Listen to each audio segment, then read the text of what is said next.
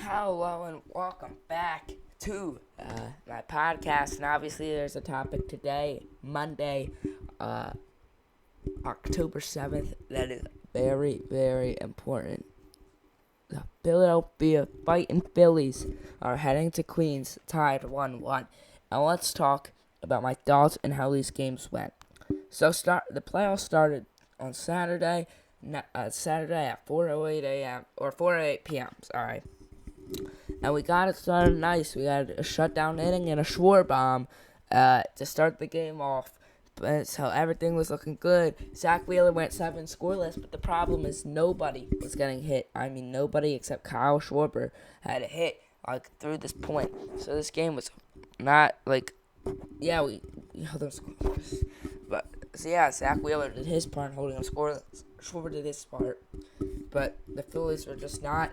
They just didn't look like they were gonna win the game from a batting perspective. And then Jeff Hoffman came in the 8th inning, and immediately the Mets scored a run on him, and then Strom came in, and 2 more earned runs from Hoffman got in on a 1-run single and a sac fly, and they weren't done there because still they only had 1 out. JD Martinez hit a single, they got another sac fly and another 1-run single. This is all in the span of 2 innings to put the Phillies down 6-1. Cody Clemens gets a 1-run double, and the Phillies lose 6-2 in Game 1.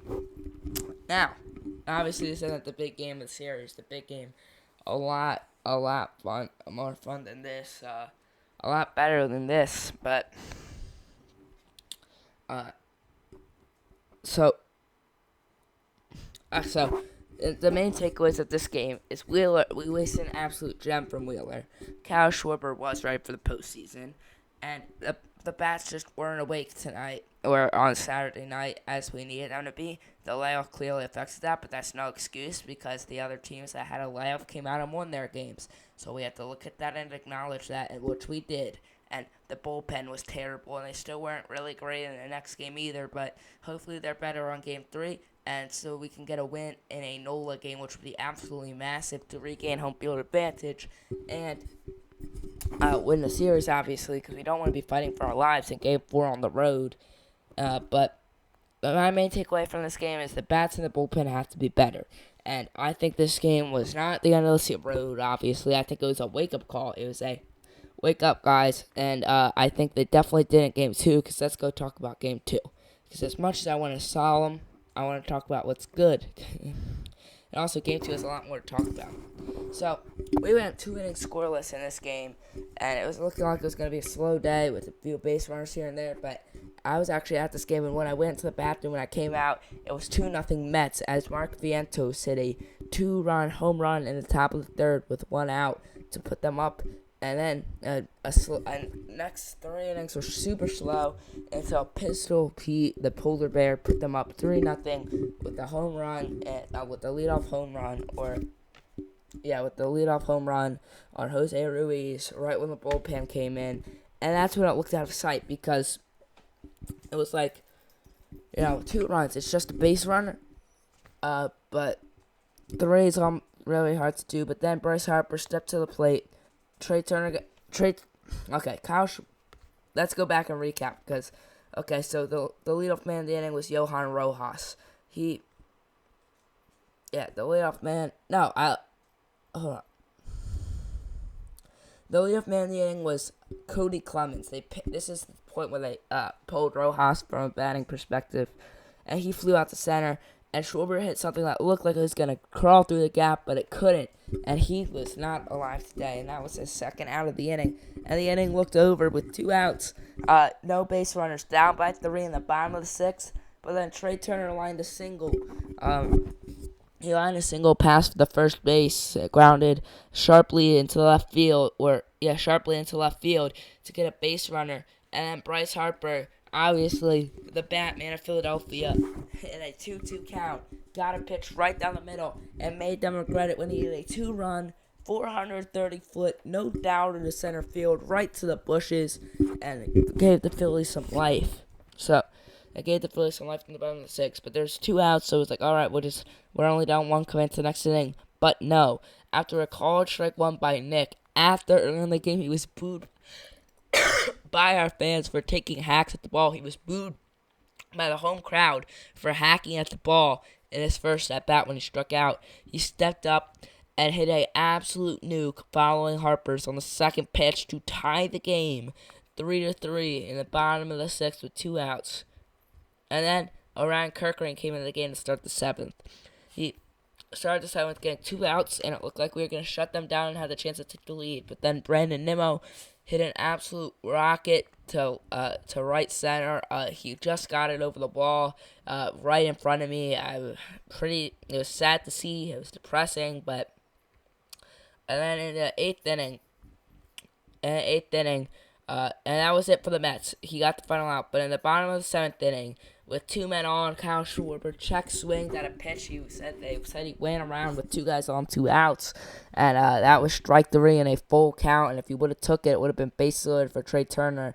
But then Carlos Estevez came in the top of the 8th and had an absolute shutdown. He pitched 8 pitches to get the outs, and Bryson Stott. This game was so exciting. I'm messing everything up. Harper and Castellanos with 2 outs. With 2 outs, they both got on base. They both got on base for Bryson Stott. After I think Harper walked. Harper walked, and Nick hit a single to get 2 guys on for Bryson Stott in the bottom of the 8th with 1 out, and Stott hit a line drive that got on and it was fair. It rolled all the way to the corner. Harper scored easy. Nick was running and gunning all the way to third. He headed home and slid in and was safe. But that's not all, because Stott rounded first. He was going to second, but he didn't stop there. He headed to third and got there at third base for a 2-run triple. And then that was big. That ended up being big. Hold on. Oh my gosh.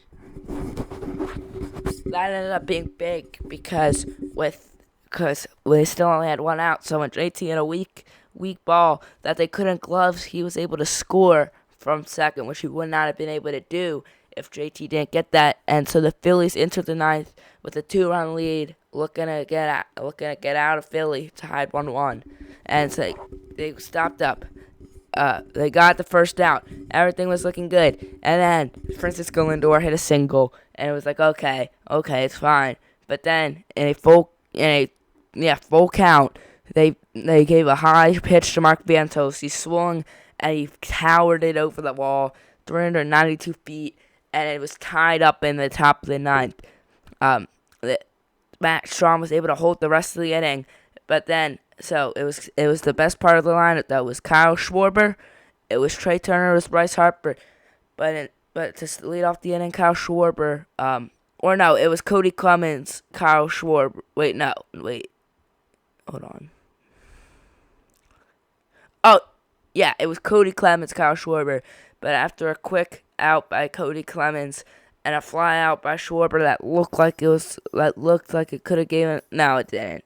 That was the earlier one. After a fly out by Schwarber, the Phillies looked cooked. But then a Trey Turner walk extended the inning, which was followed by Bryce Harper walk after.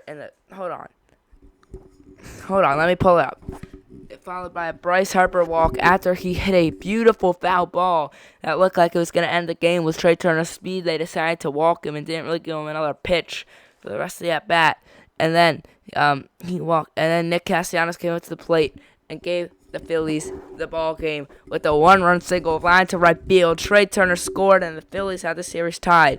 So my takeaways from this game: the bullpen was still bad, but the bats were awake. That's all I want to see in Queens. When we go to Queens, that the bats are awake, the Phillies can steal the game. We can come back for Game 5, and we can win it. So I know this is more of a recap than my thoughts, but I included some of them. That Game 2 was so electric, so magnificent. And that's the perfect way to carry momentum into New York. Go Phils. Red October, baby. All right, Peanut. Bye.